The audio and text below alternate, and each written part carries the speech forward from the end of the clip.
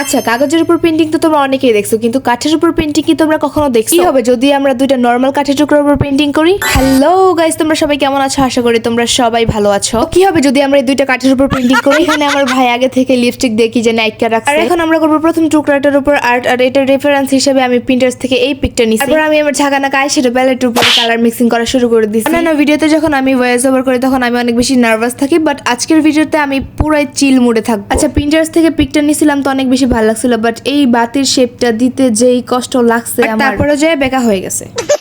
আমি রেফারেন্স পিকটা নিছি একরকম, আর আমারটা লাস্টে যে হয়ে গেছে আরেক রকম। আর আমি আমার মাথায় যেসব আজাইরা ক্রিয়েটিভ বুদ্ধি আসে ওগুলাই তোমাদের সাথে শেয়ার করি। তোমরা যারা আমার মতো এইসব আজাইরা ক্রিয়েটিভ বুদ্ধি পছন্দ করো, লাইক আর্ট ক্রাফট হ্যান ত্যান এগুলা, তো তোমরা চাইলে আমাকে সাবস্ক্রাইব করে রাখতে পারো।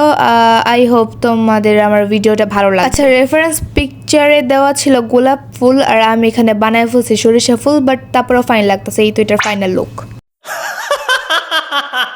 এখন করব আমরা 2 নাম্বার পেইন্টিং, আর এটার জন্য আমি কোনো রেফারেন্স পিকচার রাখি নাই। আমার মাথার সব আজেরা বুদ্ধিগুলোর মধ্যে একটা একটা একটা একটা করে খুঁজে খুঁজে এই বুদ্ধিটা বের করছি।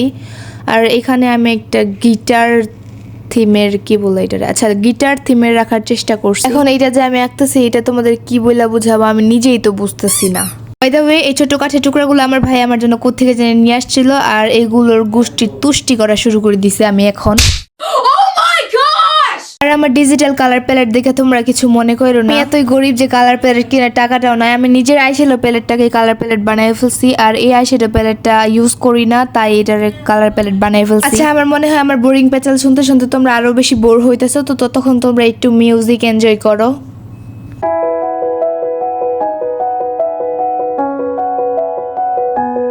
আচ্ছা, তোমাদেরও কি অভ্যাসটা আছে যে মানে হাতের সামনে যা পাও তার উপরেই আঁকাআঁকি শুরু করো? আমি তো ভাই সবকিছুতেই আঁকাআঁকি শুরু করি। আর এখানে আমার এই দুইটা আঁকা শেষ। এই দুইটার মধ্যে কোনটা বেশি সুন্দর হয়েছে তোমরা কমেন্টে জানাও। ফিনিশিং এ এগুলোর উপর দিয়ে দিব ভার্নিশ। আর আমার কাছে তো 2 নাম্বারটা বেশি ভালো লাগছে, তোমাদের কাছে কোনটা বেশি ভালো লাগছে কমেন্টে জানাও। আর নেক্সট ভিডিওতে কি নিয়ে আসবো তোমরা এটাও কমেন্টে জানাও। তোমরা কি মনে করতেছো এত তাড়াতাড়ি এটার ফাইনাল লুক তোমাদের দেখিয়ে দিব? টেবিলটা কি পরিষ্কার করবে? হ্যাঁ, টেবিল ক্লিন করার পর এগুলো নিয়ে আমি বাইরে চলে আসছি এগুলো দিয়ে ভিডিও করার জন্য। আর এগুলো তখন দেখতে আরো বেশি সুন্দর লাগতেছিল। কমেন্টে জানাও কেমন